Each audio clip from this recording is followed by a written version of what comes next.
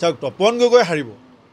তপন গগৈ ক'ত জিকিব ক'ত হাৰিব ইমান পৰ্যালোচনা মই নাই কৰা এইটো আমাৰ জিলা ব্লকে কৰি আছে কিন্তু তপন গগৈ যে হাৰিব ইয়াত মোৰ কোনো সন্দেহ নাই মই একেবাৰে শোণিতপুৰ সমষ্টিৰ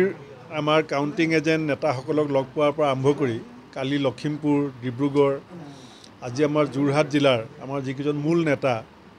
আমাৰ চৰাইদেউ জিলা কংগ্ৰেছৰ সভাপতি উৎপল গগৈ ডাঙৰীয়া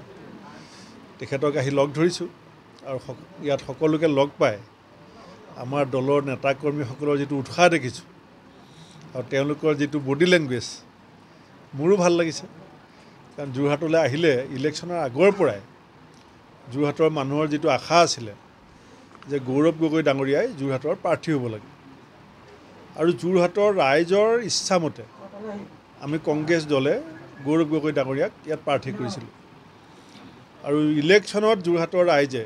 যি স্বতঃস্ফূৰ্ত অভূতপূৰ্ব সঁহাৰি দিছিলে সেয়া এতিয়া বেলট বাকচত বন্দী হৈ আছে তাৰ আগতে বহুতে হৈচৈ লগাবলৈ চেষ্টা কৰিছে আৰু এই হৈচৈৰ মূল লক্ষ্যটো হৈছে বিষয়াসকলৰ ওপৰত এটা মানসিক চাপ সৃষ্টি কৰা আমাৰ দলীয় কৰ্মীৰ ওপৰত চাপ সৃষ্টি কৰিব নোৱাৰে কেলে আমাৰ দলৰ নেতা কৰ্মী গ্ৰাউণ্ডত আছে ফিল্ডৰ ৰিপৰ্ট তেওঁলোকে জানে তেওঁলোক নিজে জড়িত গোটেই প্ৰচাৰত কিন্তু বিষয়াসকলক এটা হেঁচা দিবৰ কাৰণে বিজেপিয়ে বিভিন্ন ধৰণে এটা পৰিস্থিতি সৃষ্টি কৰিব বিচাৰিছে কিন্তু তাৰ বিপৰীতে আমি যিটো ইলেকশ্যনৰ সময়ত প্ৰচাৰৰ সময়ত দেখিছিলোঁ যি ধৰণে যোৰহাটৰ যুৱ প্ৰজন্ম শিক্ষিত সমাজখনে অসমৰ পৰা গৈ দিল্লীৰ সংসদৰ মজিয়াত সিংহ গৰ্জন দিবৰ কাৰণে এজন সাংসদ নিৰ্বাচনৰ প্ৰস্তুতি সেইকাৰণে মই নিশ্চিত যে যোৰহাটৰ মানুহে কেতিয়াও হাৰ নেমানে আৰু যোৰহাটৰ ৰাইজৰ সিদ্ধান্ত কোনেও কোনো ধৰণৰ কৌশলেৰে পৰিৱৰ্তন কৰাব নোৱাৰে এইটো চিট আমি জিকিমেই আমাৰ আগতকৈ চিট বহুত বাঢ়িব আৰু আগতকৈ ভোটো বহুত বাঢ়িব নাই হিমন্ত বিশ্ব শৰ্মা ডাঙৰীয়াই যিটো বহুদিনৰ পৰা কৈ আছিলে এক্সিট পোলে সেইটোৱে কৈছে গোটেই ইণ্ডিয়াতে বিজেপি নেতাবিলাকে যিবিলাক অপপ্ৰচাৰ চলাই থাকে সেইবিলাকে এতিয়া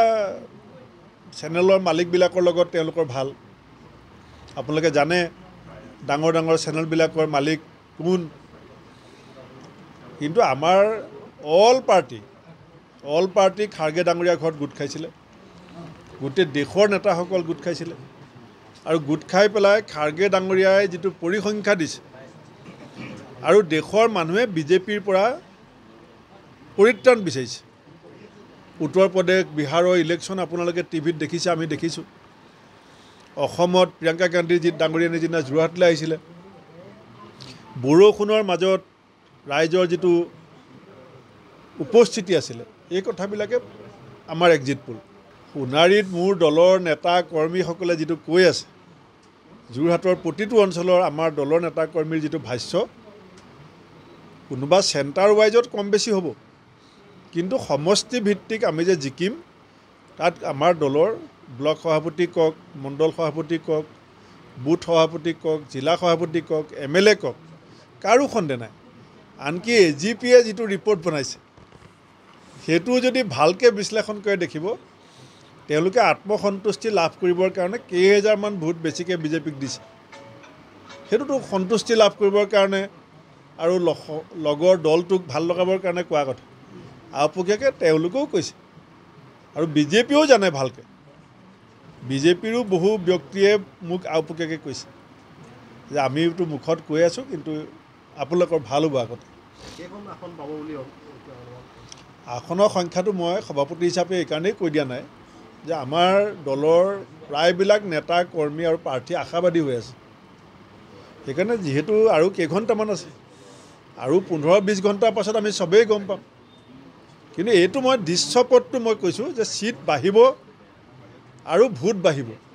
এইটো কোনো সন্দেহ নাই চাওক তপন গগৈ হাৰিব তপন গগৈ ক'ত জিকিব ক'ত হাৰিব ইমান পৰ্যালোচনা মই নাই কৰা এইটো আমাৰ জিলা ব্লকে কৰি আছে কিন্তু তপন গগৈ যে হাৰিব ইয়াত মোৰ কোনো সন্দেহ নাই